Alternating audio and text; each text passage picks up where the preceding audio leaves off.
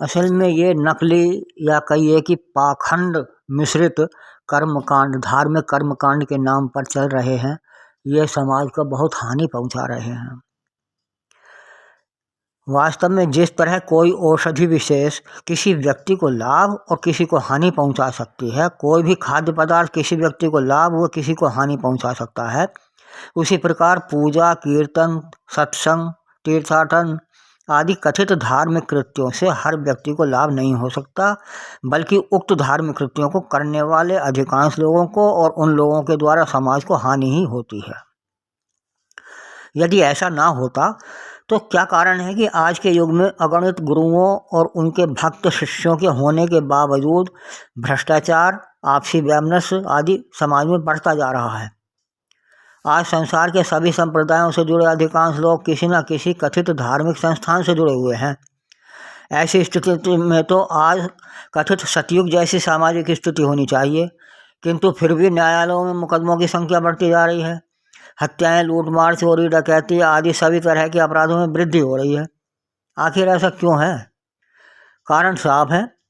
आज कथित गुरुओं के ये शिष्य अथवा कथित ईश्वर भक्त सिद्ध महात्मा मंदिरों या अपने घरों में कथित पूजा अथवा धार्मिक कृत्य करके ये मान लेते हैं कि मैंने तो ईश्वर को प्रसन्न कर लिया है, वो हर काम में मेरी सहायता करेगा, अब मेरा कोई कुछ नहीं बिगाड़ पाएगा, चाहे मैं अच्छा काम करूं या बुरा। बस यही सोचकर वे स्वयं को सभी अच्छे बुरे कार्यों को करने के लिए स्वतंत्र मान बैठते हैं और लग जाते हैं मनमानी करने। यहीं से आरंभ होता है सामाजिक अपराधीकरण और कथित धार्मिक कृत्य बन जाते हैं पाप। यही कारण था कि हिरण्यकशिपु, हिरण्याक्ष व कंस जैसे पूजक भी अपराधी हो गए। लोग ईश्वर को, देवी देवताओं को लालच देते हैं अच्छे भोजन, रुपए, पैसे का। कुछ दिनों पहले एक स्थान पर देवी जागरण हो रहा था। भजन हो रहा था कि माँ मुरादें पूरी कर दे, हलवा बांटूंगी। वाह रे देवी माँ के भक्तों, तुम तो लालची हो ही, शायद अपनी देवी माँ को भी लालची भ्रष्ट मान रहे हो, जो भलबुरे के चक्कर में तुम्हारी इच्छा अच्छी बुरी सभी मुरादें पूरी कर देगी।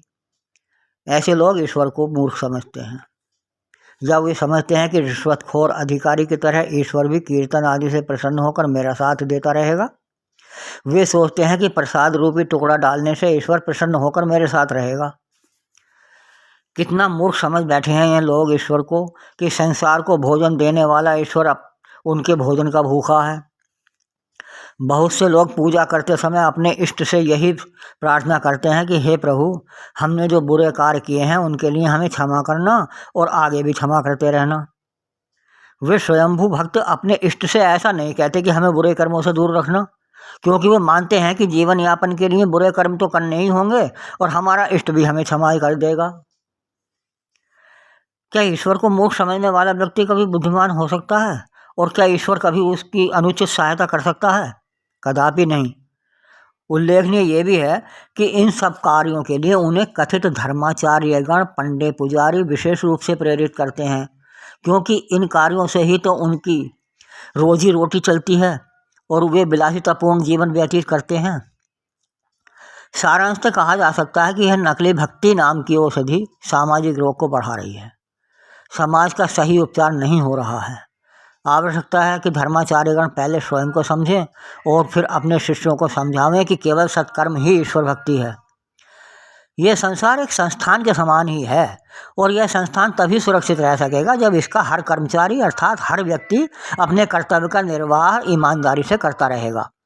और यह तभी संभव है जब सत्कर्म अर्थात कर्तव्य कर्म को ही धर्म माना जाए।